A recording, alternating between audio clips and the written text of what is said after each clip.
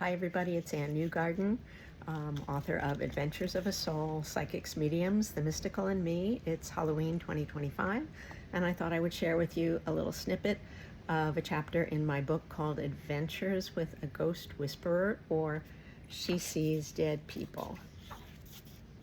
And this is not the very beginning of the chapter, it's a little bit further in. I remember the day I met Rebecca. I was still house-sitting at the shore, and I had headed into the Loving Cup Cafe with my laptop to write.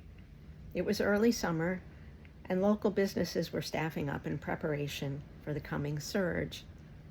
As I ordered my latte, young Ethan, who's one of the workers there, who I've introduced in the book already, young Ethan introduced me to an even younger woman beside him behind the counter. She was tall, a good 5'5", 10, or 11, and a bit stooped in her posture, as if self-conscious of her height. With curly reddish hair pulled back in a ponytail, topped by a forest green bandana, a smattering of freckles, and an intelligent look in her hazel eyes. "And this is Rebecca," Ethan told me. "She'll be helping us out this summer before she heads off for a semester in Italy in the fall." "Hi, Rebecca," I said, and shook her hand. I had chosen a small table covered with a blue-checked cloth that was close to the counter, so between the sparse customers, Rebecca and I conversed about her present art studies and her upcoming trip. Eventually, our talk turned to what I was writing. I told her it was a book about the world of spirits and energy, psychics, mediums, past lives, etc., etc., etc. Rebecca's expression was not easy to read. She seemed startled more than anything, and a bit flustered. "Wow," she finally said.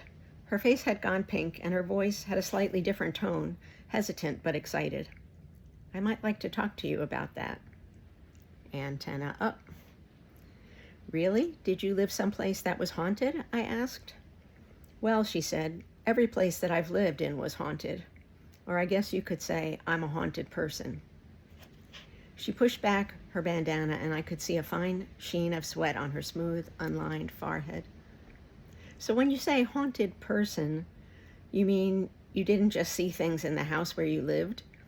You saw them everywhere?" "Yeah," she said.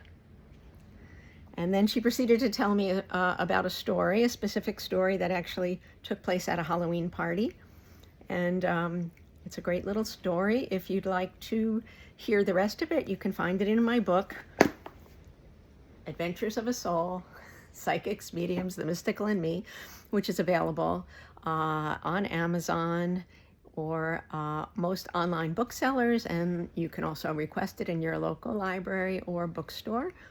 And you can find out more about it and also where you can buy it online at my website, which is Anne, A-N-N-E, Newgarden, N-E-W-G-A-R-D-E-N, all one word, .com. Thanks, and happy Halloween. And I just have to give a little shout out to the anonymous artist who made this and left it in one of the little free art boxes that they have in Ocean Grove down at the Jersey Shore. Okay, happy Halloween.